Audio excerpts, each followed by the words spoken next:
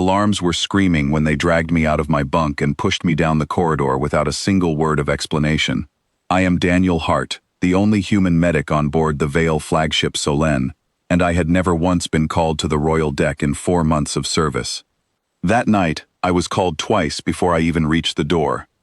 Inside, the air smelled sharp, like burnt metal, and something sour underneath it. A dozen alien doctors stood around a bed, their long fingers frozen in the air, not touching the girl lying on it. Princess Sailthir was pale, in a way that looked wrong even for her silver-toned skin, her breathing shallow, her whole body trembling like a wire pulled too tight. Machines around her blinked red. Nobody moved to help her. They just watched, like she was already gone, and they were waiting for the number on a screen to admit it. An older Vale man turned to me. His name was Dr. Voss, head of the royal physicians, and he had never once looked at me with anything but disdain. Tonight his eyes were empty of pride. He said one sentence, "We have nothing left to try." And then he stepped aside. I did not understand why they would call a human, a species they considered barely out of the trees by their standards, into a room where their best minds had failed. But there was no time to ask questions. I walked to the bed and looked at her chart, translated hastily into a language I could read, and my stomach dropped. She had the withering.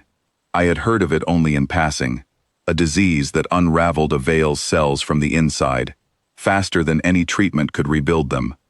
It was called a death sentence, because in 300 years, no one had ever survived it past the second week. She was on day 11. I asked Voss what they had tried. He listed treatments that sounded advanced, elegant, precise. Nutrient stabilizers, tuned to her exact genome. Cellular scaffolding grown specifically for her body. Machines that never touched her, only scanned and calculated and adjusted from a careful distance. Everything about their medicine was clean, careful, perfect. And that was when I understood the problem. Every single Vale treatment was built around keeping the body calm, undisturbed, protected from any shock. Their whole civilization avoided pain, avoided conflict, avoided anything sharp or difficult, and their medicine reflected that. They tried to heal her the way you would repair a machine, gently, in silence, from far away. But the withering was not behaving like a broken machine. Looking at her vitals, the wild spikes in her immune markers, the strange bursts of activity that came and went like waves, it looked to me like something else. It looked like her own body was trying to fight, and failing, because it did not know how anymore. I told Voss I needed her full immune history. He hesitated, offended that I would question their science, but the princess herself, barely conscious, lifted one trembling hand and said one word in broken Vale. Yes. That single word from a dying girl was enough to silence the room. I found what I expected. Generations ago, the Vale had used gene therapy to remove the parts of their biology that caused fever, inflammation, and rapid immune response. Those responses had once caused suffering, so their scientists erased them for comfort. It made their lives peaceful. It also meant that somewhere in every Vale body, an ancient survival system had been switched off and forgotten. Humans never had that luxury. Our history is full of injury, sickness, and struggle. And our bodies learned to fight through all of it, loudly and violently, if that was what it took to live. Fever burns out infection.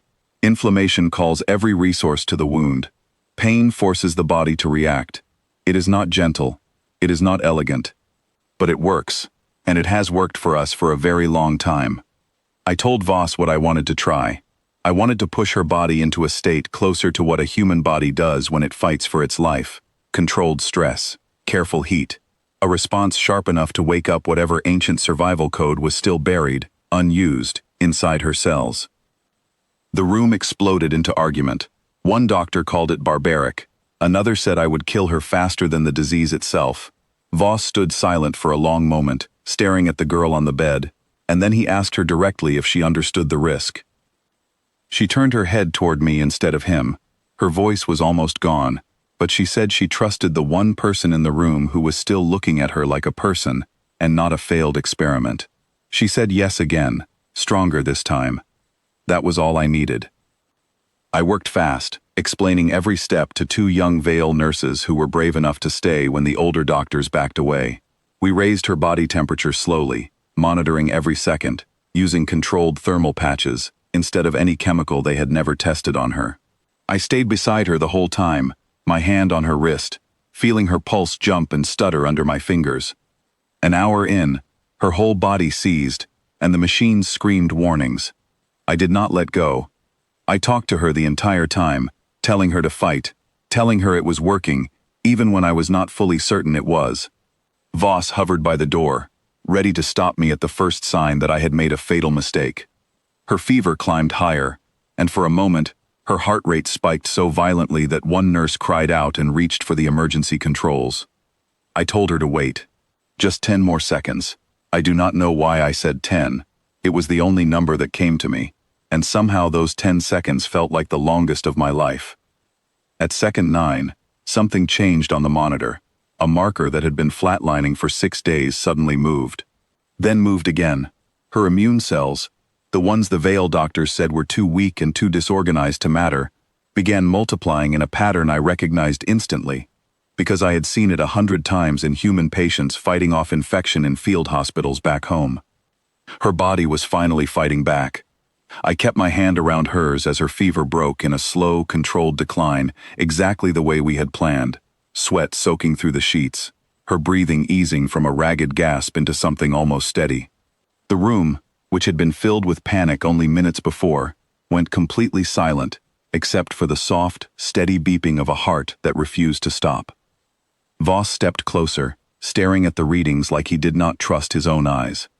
He asked me, quietly, how I had known this would work. I told him the truth.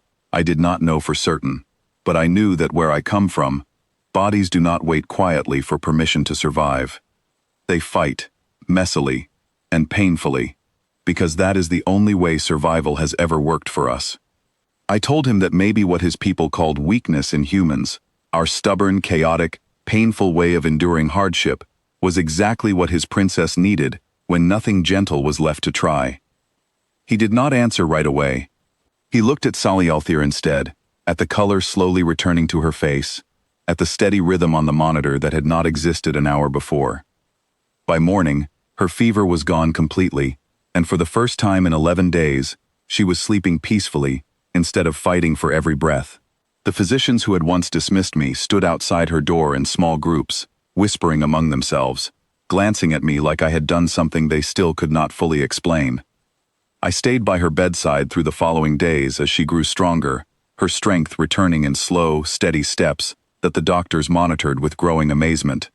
The withering, the disease that had never once been survived in 300 years of their history, was in retreat inside her body, and every test confirmed it was not coming back. On the 5th day, she was strong enough to sit up on her own, and she asked to speak with me alone. She thanked me, her voice steady now, nothing like the broken whisper from the night I first walked into that room. She told me that her people had spent generations building a life without struggle, without pain, without conflict, believing it made them stronger.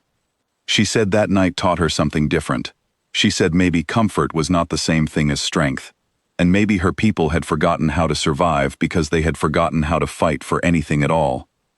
I told her I was just doing my job, the only way I knew how to do it.